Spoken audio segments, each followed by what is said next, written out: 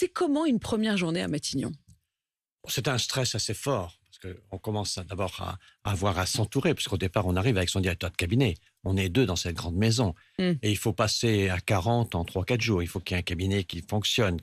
Il faut quelqu'un qui s'occupe des affaires intérieures, quelqu'un qui s'occupe de l'extérieur, quelqu'un qui s'occupe de la culture, quelqu'un qui s'occupe de l'agriculture. Donc tout de suite, il faut constituer son équipe. Son équipe, c'est assez difficile. En général, on a 48 heures pour le président de la République pour aller lui présenter une première liste de ministres. Donc il y a la pression. Au fond, il faut pratiquement nommer 200 personnes en 8-10 jours. Donc là, la première étape, c'est les nominations. Là, il y a toutes les pressions, tous les gens qui vous recommandent des gens. Donc le début est très, très pressant, surtout qu'il va se passer forcément un ou deux événements dans l'actualité qui va demander au Premier ministre d'être mobilisé aussi sur ces événements. Donc au fond, elle commence par être DRH, Elisabeth Borne. Voilà, c'est d'abord des RH, ensuite une pression assez forte, et puis les premières relations avec le président. Donc c'est là où on peut se tester un petit peu pour voir qui peut avoir le plus d'influence. Et là, c'est le moment où je précise pour ceux qui nous écoutent côté radio et qui ne voient pas votre geste, que vous faites un geste presque de boxeur, ou en tout cas de négociation, presque de rapport de force, de jeu de coude. Absolument, parce que le président tient à certaines nominations, mais le Premier ministre tient aussi à certaines nominations.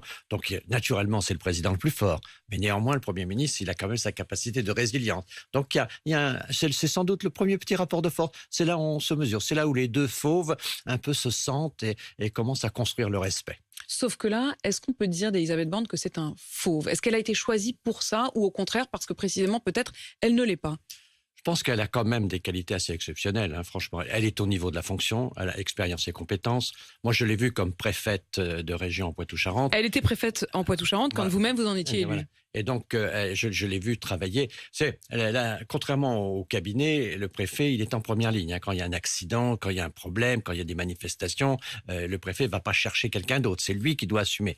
Donc, je l'ai vu quand même assumer. Donc, c'est quelqu'un de solide. Mais en plus, je l'ai vu avec sa compétence scientifique. Elle ne se laisse pas manipuler par les faux scientifiques qu'on voit quelquefois dans l'écologie. Je rappelle qu'elle est polytechnicienne. Donc, elle a cette capacité scientifique. Elle travaille ses dossiers. Donc, elle ne se laisse pas balader. Donc, c'est une personnalité forte.